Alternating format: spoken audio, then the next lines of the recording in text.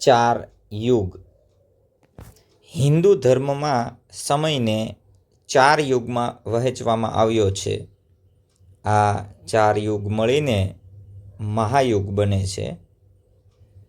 દરેક યુગમાં ધર્મ, સત્ય અને માનવ જીવનની પરિસ્થિતિમાં ફેરફાર જોવા મળે છે.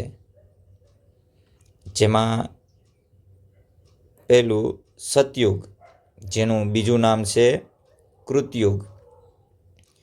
ચારેય યુગોમાં શ્રેષ્ઠ યુગ છે.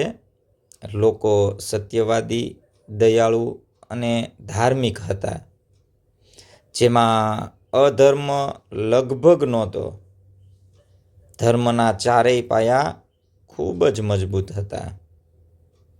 જ્યારે બીજો યુગ છે એ ત્રેતાયુગ, જેમાં ધર્મમાં થોડો ઘટાડો થયો. ભગવાન શ્રી રામનો અવતાર આ યુગમાં થયો હતો. સત્ય અને ન્યાયનું મહત્વ હતું.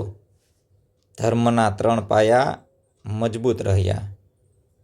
એના પછીનો ત્રીજો યુગ દ્વાપર યુગ. સારા અને ખરાબનો સંઘર્ષ વધ્યો. આ યુગમાં ભગવાન શ્રી કૃષ્ણએ જન્મ લીધો.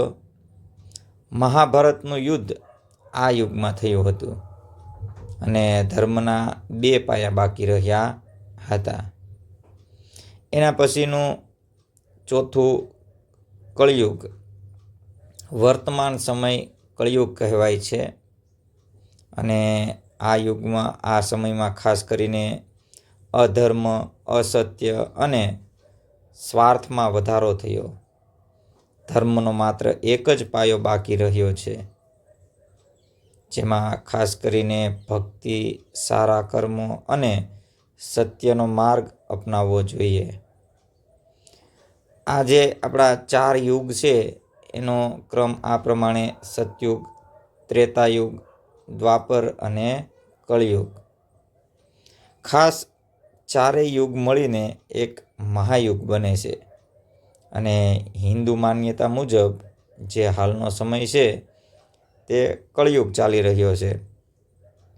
આ ચારેય યુગને આ ક્રમમાં આપણે યાદ રાખીશું: સતયુગ, ત્રેતાયુગ, દ્વાપર યુગ અને કળિયુગ.